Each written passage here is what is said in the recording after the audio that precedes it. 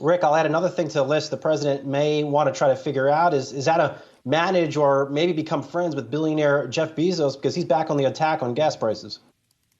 I think that's a great idea, Brian. Why doesn't Biden just invite Jeff Bezos to the White House for a chat?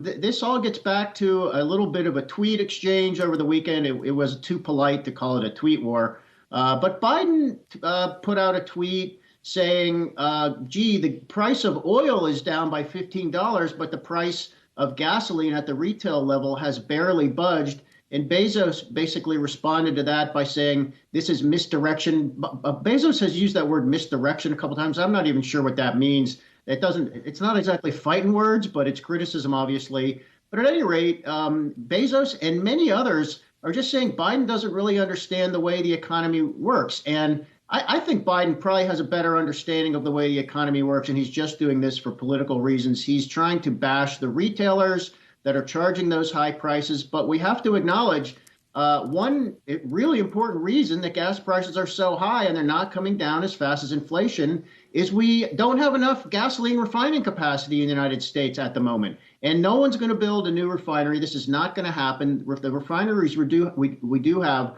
are operating as close to full capacity as they can. So it's not as if anybody's playing games. I mean, we just have lost a little bit of refining capacity in this. The market for gasoline is extremely tight. So why doesn't Biden have Bezos over and say, what's your suggestion for this refining problem? And Bezos might say, why don't you open a national refining facility, add a new facility. I've seen that idea thrown out there. I don't think a lot of people think that's a good idea, but that's the type of thing it would take to get gas prices down by more. We need more gasoline refineries, or we're not going to get them.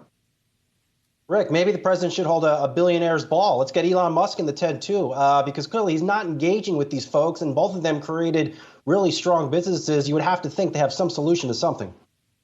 I think it would be a great idea. But Biden is stuck. He has sort of vilified billionaires, and anybody who is making money at a time of high inflation is bad. And, honestly, this is not the way the U.S. economy works. So on this one, at least rhetorically, Biden has aligned himself with Bernie Sanders and Elizabeth Warren and the progressives who say, if you're making money, that's bad. You can't make too much money. But Biden should bring these guys in and say, give me your 5 best ideas for how we can get a little bit of inflation relief to Americans, and I'll see what I can do. It certainly can't hurt. And by the way, these guys are, Amazon's generally popular. Progressives think, oh, Amazon's too big. It's abusive. It's not unionized. It fights the unions. Look at surveys of brands. Amazon is often the number 1, 2, or 3 most popular brand in the United States.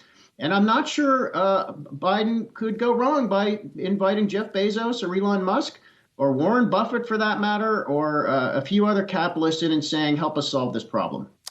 He would probably be hard-pressed to have to ask anything about the employment ideas that Amazon might have as well, considering some of those practices. But yes, big conversation. Why not? Why not? And it's a roundtable conversation that's worth taking place.